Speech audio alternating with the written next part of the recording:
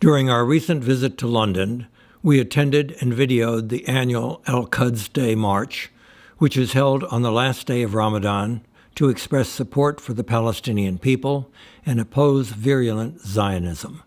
We met our friend Jim Curran on Curzon Street in front of the Saudi Arabian embassy where the march was assembling and asked him to explain the significance of the march and the conflict that arose this year over displaying the Hezbollah flag.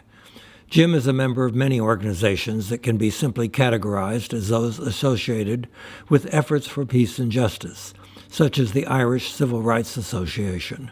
Jim has been politically active for years and is a dedicated activist. This protest that we are at today is, I think it's the third time, they have been holding this march annually for a very long time, and it's really to protest about the partition of Palestine and the violation, particularly in relation to the Al-Aqsa Mosque.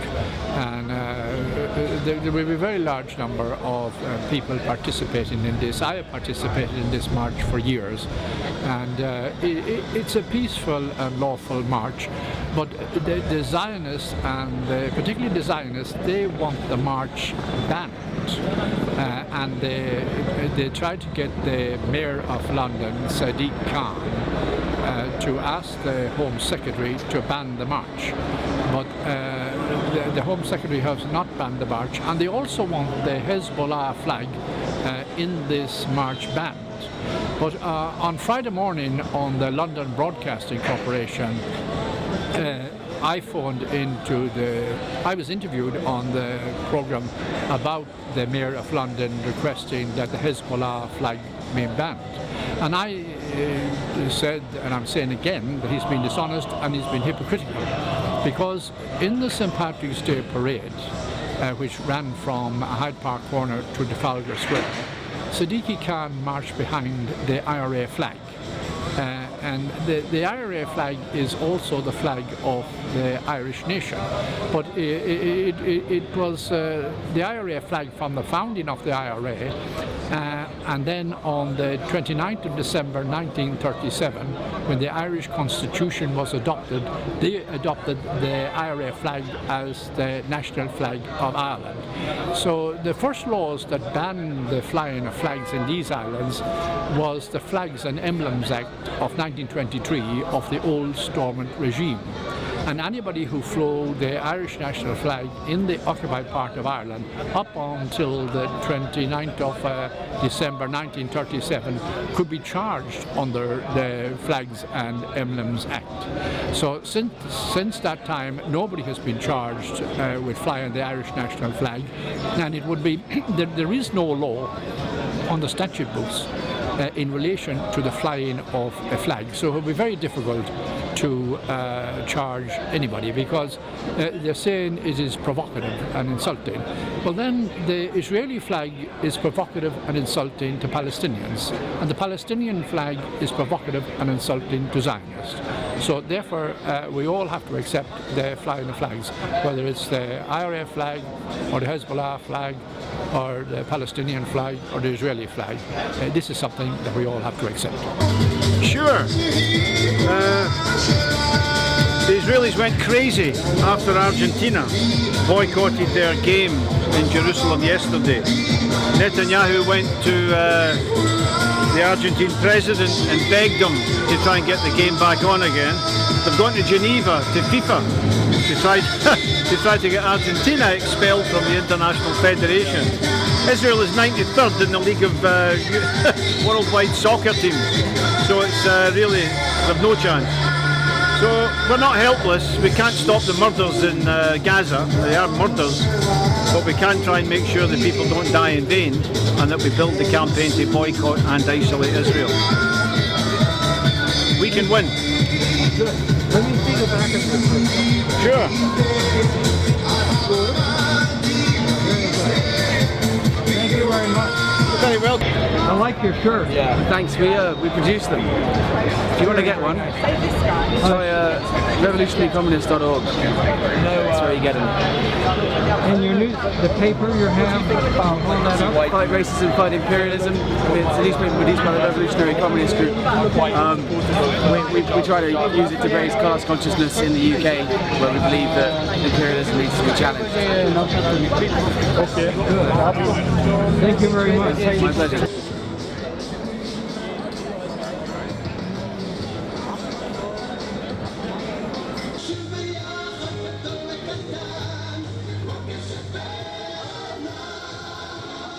The march was scheduled to begin at 3 p.m., but because of Zionist, racist, and opposition groups and technical difficulties, it didn't start until nearly 6 p.m.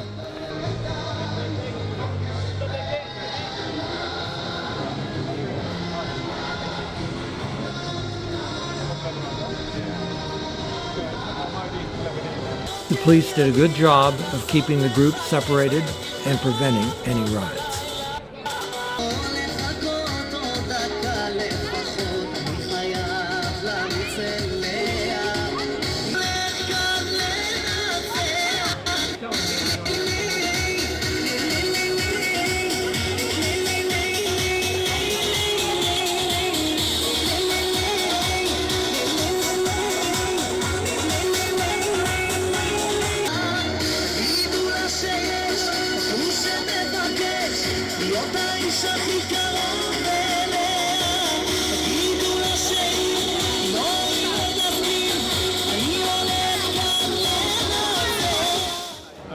Going to Facebook and Twitter, check it out and go, oh yeah, I do want to share that. So I think you'll find some interesting stuff there.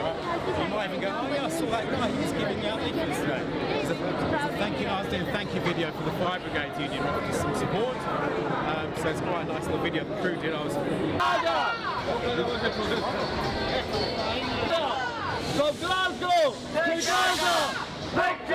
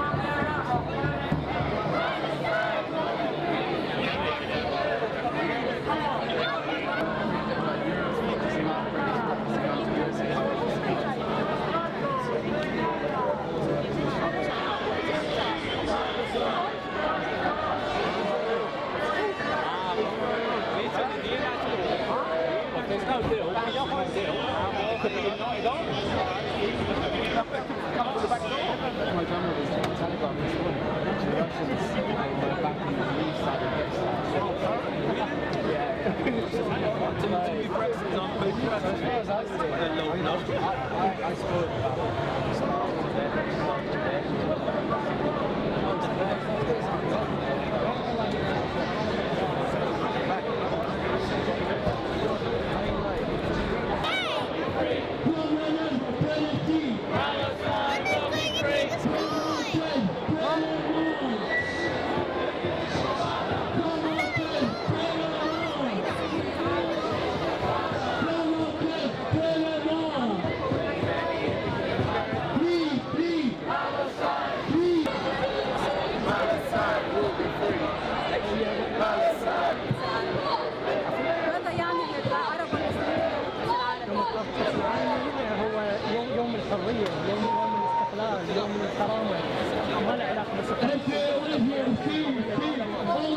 Spread back! If you can spread back! We've got the largest Palestinian flag, 70 metres! We need that to get this flag, brothers and sisters! Thank you for coming, although it's a hot day! Thank you for coming to a new venue outside the Saudi Embassy! We are joined by all colours, all faiths, all backgrounds, all nationalities, because we are one cause, and that is the cause of justice. That is the same cause as Rachel Corrie had. The same cause for which Rachel Corrie was murdered. Israelism! The British police, who by the way do not carry guns, did a good job of keeping the groups separated and ensuring there were no riots.